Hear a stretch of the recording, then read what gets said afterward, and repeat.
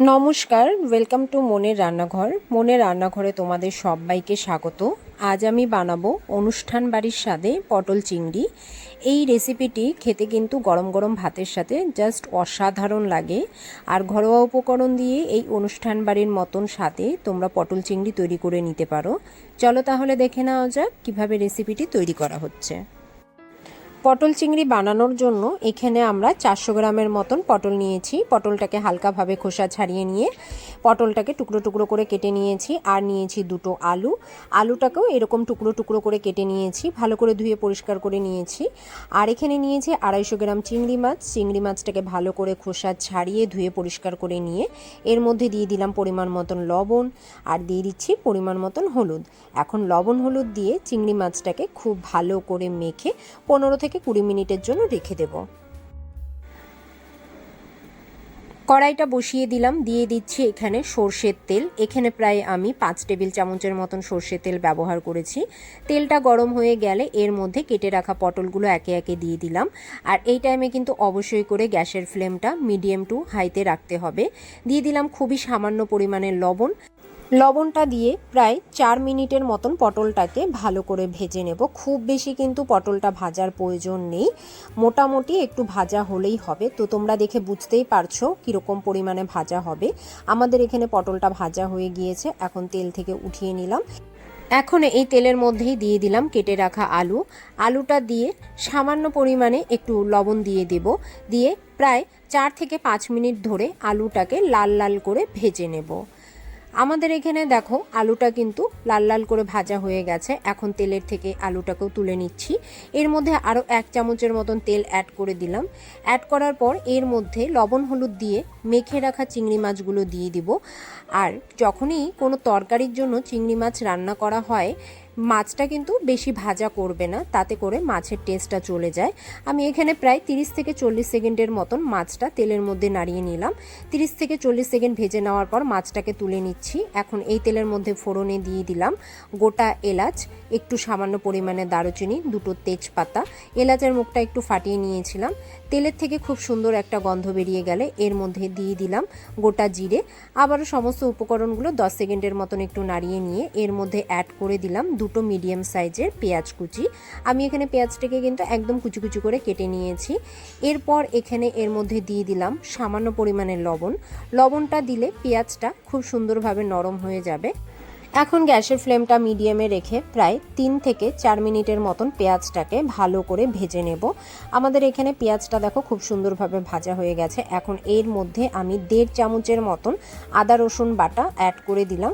আদা রসুন বাটাটা দিয়ে 1 থেকে 2 মিনিটের মতন একটু নাড়িয়ে চাড়িয়ে নিয়ে এর মধ্যে অ্যাড করে দিলাম 1.5 চামচের মতন কাঁচা লঙ্কা বাটা। এখানে তোমরা যে যতটা ঝাল খেতে পছন্দ করো সেই হিসাবে দেবে। এখন সমস্ত উপকরণগুলো খুব ভালো করে কষিয়ে নিতে হবে যতক্ষণ না পর্যন্ত মশলা থেকে কাঁচা গন্ধটা যাচ্ছে। আমি প্রায় 4 থেকে 5 মিনিটের মতন মশলাটাকে খুব ভালো করে আমি কষিয়ে নিয়েছি। এখন এর মধ্যে অ্যাড করে দেব কিছু গুঁড়ো মশলা। দিয়ে দিচ্ছি 1 চামচ ধনে গুঁড়ো, 1 চামচ জিরে গুঁড়ো, দিয়ে দিলাম স্বাদ মতন লবণ, পরিমাণ মতন হলুদ, আর দিয়ে দিচ্ছি কাশ্মীরি লাল লঙ্কার গুঁড়ো 1 চামচ। এটা শুধুমাত্র কালারের জন্য ব্যবহার করছি। আর দিয়ে দিলাম সামান্য পরিমাণে একটু জল। এখন সমস্ত উপকরণগুলো খুব ভালো করে একসাথে মিশিয়ে নেব। মিশিয়ে নেওয়ার পর প্রায় 3 মিনিটের মতন আবারও সমস্ত উপকরণগুলো একসাথে কষিয়ে নেব। আর এই টাইমেই অ্যাড করে দেব টমেটো পেস্ট। এখানে আমি একটা মিডিয়াম সাইজের টমেটো নিয়েছিলাম, টমেটোটাকে পেস্ট করে নিয়েছি। আর দিয়ে দিলাম সামান্য পরিমাণে জল। এখন আবারও সমস্ত উপকরণগুলো দিয়ে আবারও কষিয়ে নিব যতক্ষণ না পর্যন্ত মশলা থেকে তেল ছেড়ে দিচ্ছে। আর এই টাইমে আমি একটু ঢাকা দিয়ে দিচ্ছি। ঢাকা দিয়ে প্রায় 2 থেকে 3 মিনিটের মতন কষিয়ে নেব। প্রায় দেখো 2 মিনিট পর ঢাকনাটা খুলে চেক করে দেখলাম মশলা থেকে খুব সুন্দরভাবে তেল ছেড়ে গিয়েছে। আর আমাদের এখানে মশলাটাও কিন্তু খুব ভালো মতন কষানো হয়ে গিয়েছে। এখন এই মশলার মধ্যে অ্যাড করে দেব ভেজে রাখা আলু। আলুটা দিয়ে আবারও 2 মিনিটের মতন মশলার সাথে আলুটাকে কষিয়ে নেব যাতে করে আলুটা সেদ্ধ হয়ে যায়। ভাজার টাইমেও তো আলুটা মোটামুটি 50%-এর মতন সেদ্ধ হয়ে গেছিলো। এখন প্রায় 2 মিনিট পর আমি এখানে ভেজে রাখা পটল, ভেজে রাখা চিংড়ি মাছ সমস্ত কিছু অ্যাড করে দিলাম। এখন পটল, চিংড়ি মাছ, আলু, মশলা সব কিছু একসাথে মিলিয়ে নিয়ে প্রায় 3 থেকে 4 মিনিটের মতন গ্যাসের ফ্লেমটা মিডিয়াম টু লোতে রেখে খুব ভালো করে কষিয়ে নেব। আর এই টাইমে অ্যাড করে দেব সামান্য পরিমাণে একটু চিনি টেস্টটা ব্যালেন্সের জন্য।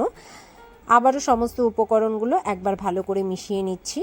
পটল, আলু, চিংড়ি মাছ সমস্ত কিছু একসাথে খুব ভালো মতন কষানো হয়ে গিয়েছে। এখন এই টাইমে অ্যাড করে দিলাম পরিমাণ মতন জল। এখানে তোমরা জলটা বুঝেই ব্যবহার করবে, তোমরা যে যতটা গ্রেভি পছন্দ করো সেই হিসাবে দেবে। যেহেতু এই রান্নাটিতে খুব বেশি জলের প্রয়োজন হয় না, তো আমি সেই বুঝেই দিয়েছি।